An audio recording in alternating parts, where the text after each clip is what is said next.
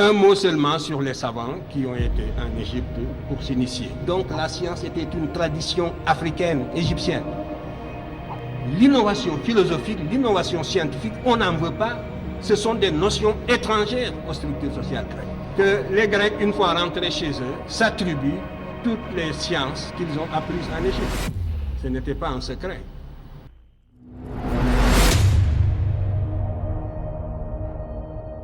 Un mot seulement sur les savants qui ont été en Égypte pour s'initier.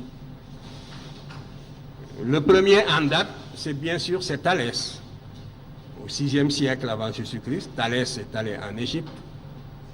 Lorsqu'on parle de Thalès qui fait des arpentages, n'est-ce pas, et des mesures devant la grande pyramide, c'est vraiment une idée grotesque. Il faut ignorer presque tout de la civilisation égyptienne pour pouvoir soutenir des légendes de ce genre. Mais ce qui est sûr, c'est que Thalès est allé en Égypte et puis qu'il s'est initié, n'est-ce pas, à la science égyptienne. Et à cette époque-là, la Grèce était à l'état fruste. Il ne faut pas l'oublier. La science égyptienne est née, justement, sous la protection de l'État. Elle s'est développée au service de l'État parce qu'elle était indispensable pour la maîtrise de la nature dans la vallée du Nil. Donc la science était une tradition africaine, égyptienne. Par contre, toute la tradition grecque s'opposait à l'innovation, il ne faut pas l'oublier. Pythagore,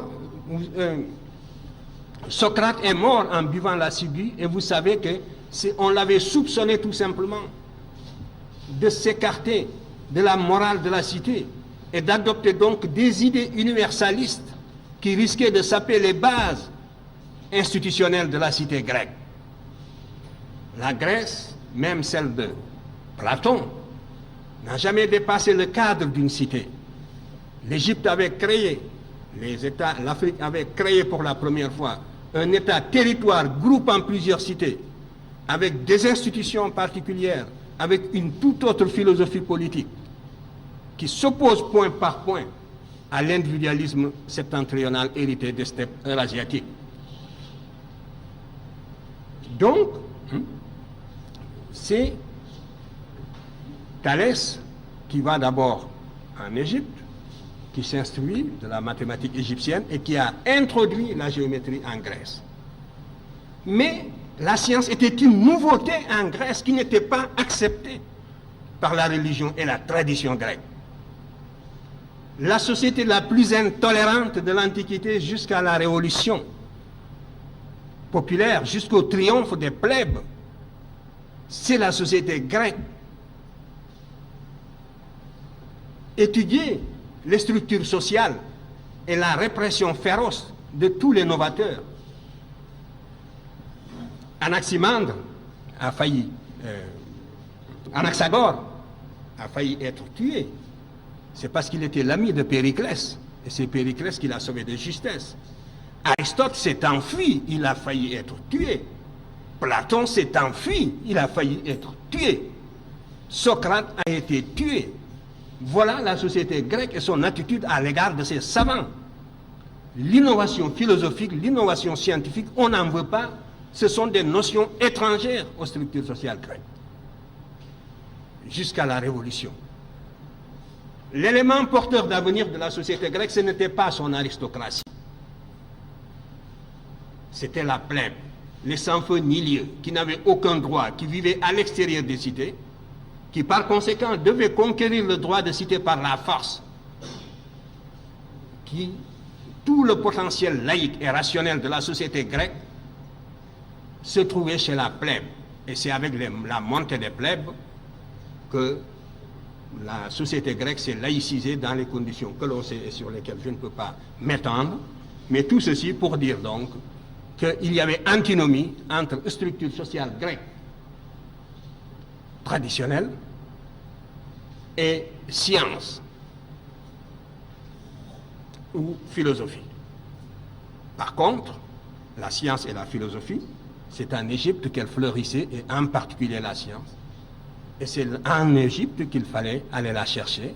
C'est la raison pour laquelle donc Thalès y est allé, Il a introduit la géométrie en Grèce à son retour. C'est ce que nous enseignent tous ses biographes. Et quand Pythagore est allé s'instruire auprès de Thalès, Thalès lui a enseigné tout ce qu'il avait appris en Égypte et lui a conseillé d'aller à son tour en Égypte.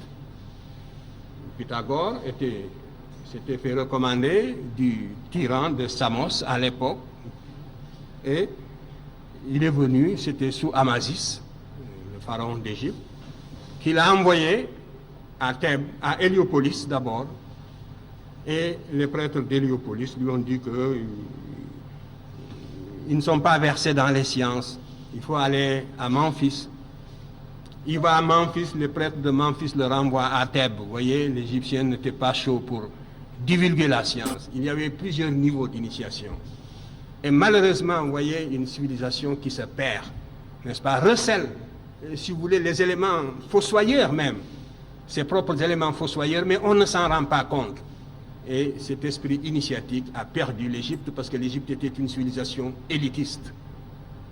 Alors Pythagore va à Thèbes pour se faire initier, et là aussi, on ne le reçoit pas, on le renvoie, on lui fait faire des travaux rébarbatifs qui ne servent à rien, de creuser des trous, voilà. Et puis après, on lui dit de l'emblayer. Et il s'est prêté de bonne grâce à toutes ces brimades. Et finalement, les prêtres égyptiens l'ont pris en sympathie et ont décidé de l'initier. Voilà donc comment Pythagore a fini par vaincre la résistance égyptienne. Et ils l'ont rasé. Donc il y a tout un rituel auquel il s'est soumis. Et il a été initié. Et il est resté pendant 20 ans, 22 ans en Égypte. On ne reste pas dans un pays pendant 22 ans pour apprendre des recettes. Donc, le théorème dit de Pythagore, l'Égyptien le connaissait, c'est un des problèmes, c'est le problème numéro 6 du papyrus de Moscou. Je n'ai pas le temps de m'étendre sur tout cela. Dans la duplication du carré, il fallait absolument aboutir également au théorème, justement, de Pythagore.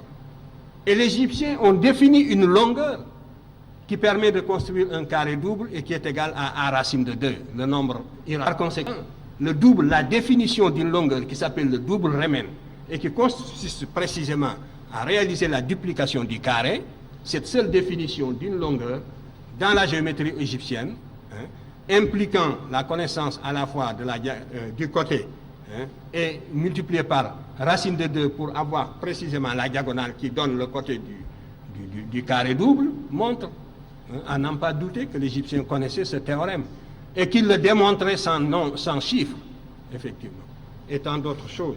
Et par voie de conséquence aussi, les nombres irrationnels que l'on a attribués à Pythagore.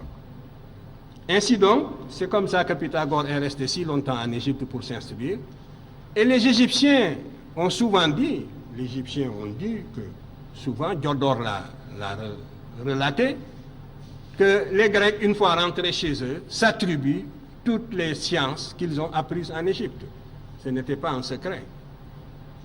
Mais parmi tous les Grecs qu'ils ont initiés, c'est Pythagore qu'ils aimaient le plus parce que c'est Pythagore qui avait gardé dans son enseignement l'aspect symbolique de l'enseignement égyptien. Les Égyptiens étaient extrêmement symbolistes dans la transmission de leurs sciences et Pythagore avait gardé cet aspect. Nous avons retrouvé les signes pré-algébriques qu'utilisaient Pythagore, et en tout cas les pythagoriciens, parce que Pythagore n'a pas écrit, ses écrits n'ont pas survécu. Mais les pythagoriciens de Crotone, n'est-ce pas, on a retrouvé les signes pré-algébriques qu'ils utilisaient et qui sont des signes hiéroglyphiques égyptiens qui montrent à n'en pas douter également, n'est-ce pas, l'influence de l'Égypte sur la science grecque. Alors, tout cela, de la même façon, montre que la Grèce est allée s'initier en Égypte. Et mieux, même les savants qui n'avaient pas fait le voyage, souvent l'inventaient. C'est dire aussi que les Grecs ne se mettaient pas sur le même plan que l'Égypte.